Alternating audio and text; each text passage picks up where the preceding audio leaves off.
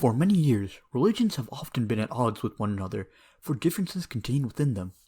Many of those differences have led to conflicts between people, prosecutions, and genocides based solely on religion, World War II being one of the worst crimes seen. To this day, many people of varying faiths have trouble seeing eye to eye because of the intolerance of certain religions. We must learn from the intolerance of the past to ensure that the future never presents us with genocides or other such horrible acts. So when exactly did religious intolerance start? It's hard to say for sure, but we know for a fact that Judaism was prosecuted for centuries. The Hebrews, the people who would later become Jewish people, were prosecuted in their time for not following the religion of the state. This would have been a big issue because back then, religion was tied to the state. Many of the laws, customs, and roles of leadership were held because of the belief held in their religion. Examples would be the pharaohs of Egypt. If one didn't believe in their religion, it was almost a rejection of the state and its rulership. Thus, why they were prosecuted at the time. However, the prosecution of Judaism extended itself to Christianity. During the beginning of its existence, Christianity was prosecuted for many years under Roman rule. It was at first believed to be a sect of Judaism since Christ himself was Jewish. However, it soon later became recognized as its own religion. For several centuries after its founding, Christians were prosecuted under Roman rule, often used as scapegoats from anything bad happening, from the collapse of the empire to having a bad day. This had happened for centuries until around 313 AD, where Constantine had overthrown the original government, and since religion and state were seen as one and the same, it was a symbolic overthrow of the Roman gods, and the uprising of the one true God, as Christians would describe it. Because of the harsh environment Christianity had to face in its early years, the religion had a belief that it had to convert other religions, else it would be destroyed, just like Christianity had done to Romans. This, along with the belief that Christianity is, quote, the only way to salvation, has pushed it to convert other faiths across the world. Religious intolerance was brutal throughout the colonial world. Many different ethnic groups were forcibly converted from Christianity in numerous ways, from the residential schools in Canada to the destruction of the Mayan, Inca, and other Native American societies in South America. The prosecution of these varying faiths was incredibly harsh, yet to the Europeans, it was the idea that they were being saved. This delusion, known as the Messiah complex, is believing that your skills are far superior to another person, that you would have to help them on the right path, completely discounting the achievements of their societies, of which there are many. The First Nations, while not at the technological feats of the Western world, were centuries ahead in ethics. The way they treated Mother Nature is a sight to behold. They understood the importance of not overhunting, the cycles of the ecosystem, and how to live a sustainable lifestyle. The Mayans were able to construct aqueducts that were far more advanced than anything the Europeans had at the time. Instead, because of the Messiah complex held by Europeans, all of the knowledge contained by the First Nations and the Inca Mayans and all the other South American First Nations or indigenous people were disregarded and destroyed without a second thought. Religion is by far the worst casualty of all of them. By using the Messiah complex on other religions, it paints a false belief that all religions are incorrect, to the point where religions are demonized by Christians. This tactic, of course, is not a true reflection of Christianity, however. Romans 12:20 states that, quote, we are able to provide for them. We don't play by the world's rules. We do not respond to intolerance with fear and hate. Instead, we express the love of Christ in us.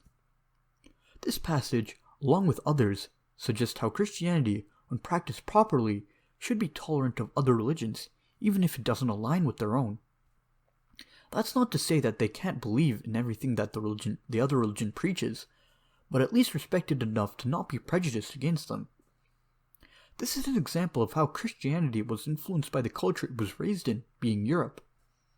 The use of the Messiah complex on other nations led to the demonization of other religions and bred intolerance. We should learn from these mistakes and move past them accordingly.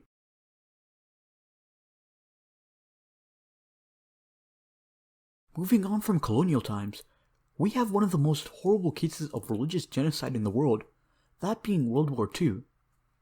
An estimated 6 million Jewish people were killed, although the exact number cannot be determined because of how many people were killed. The rationale behind this atrocity was eugenics and a belief in the superiority of a certain race. It was similar to Eurocentrism in the fact that eugenicists believed that they were superior to other people, but defended this ideology by believing that their genes were what made them superior, rather than that their society was. They then associated all Jewish people with having similar characteristics and were condemned to die because of that perverse ideology. While you may think that genocides and intolerances have only happened in the past and aren't something that currently happen, you'd be mistaken. Not too long ago, the Falun Gong were massacred by the Chinese government, and it is still occurring to this day. In 1999, a crackdown on the practice was commenced by the Chinese government. Many of the tactics used against the Falun Gong are truly horrible. Some examples include organ transplants, torture, and being placed in re-education camps, and many more horrible acts. It's really sad to think that such a peaceful religion will be culled in such a cruel way. It's incredibly horrific to also know that even in the modern age we have to face persecutions of others simply based on faith. I believe we need to learn from the religions that manage to get along with their neighboring faiths, to ensure that genocides such as the Falun Gong do not persist in the present or the future. When it came to the Western world, a lack of tolerance can be seen with religions that weren't the ones they themselves associated with. We could see that with the treatment of Jewish, pagan, Zoroastrian, Roman mythology, and many more. However, in the Eastern world, we can see the exact opposite of that. In fact, many religions were flourishing in the Eastern world, including Buddhism, Hinduism, Sikhism, Jainism, and many more. Why exactly was there such a stark difference in treatment of the religions in both areas? Well, here's an interesting graphic created by difference between blog page. Notice in one of the columns how it states the belief in multiple gods. I believe that the belief in a polytheistic religion provides the groundwork for tolerance of other religions. Since there are multiple gods, accepting gods of another religion would be seen as more acceptable, and we have seen other religions adapt gods of other religions, Roman mythology being a great example. Interestingly, the fall of Roman mythology to the hands of Christianity is a clear example of how a religion with a monotheistic vision of God can't accept religions that believe in more than one God, and that's probably another reason as to the division between the two religions. After all, how can there be several gods if you believe there's only one true God? Granted, there are exceptions such as Sikhism, but you have to realize that Sikhism had formed out of Hinduism, which had a belief system revolving around tolerance of other religions. Meanwhile, Christianity had formed out of Judaism, a religion which had been prosecuted for hundreds of years before. The difference in the environments both were created in had led to the two religions diverging down different paths, as we see today. Religious tolerance is something that must be practiced more in the world. By practicing religious tolerance, you open up more possibilities than one realizes. Economic growth can be severely hampered by intolerance, because intolerance often leads to xenophobia and an isolationist mentality.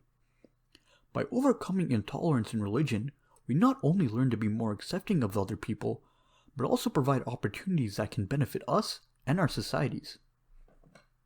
As John F. Kennedy puts it, tolerance implies no lack of commitment to one's own belief.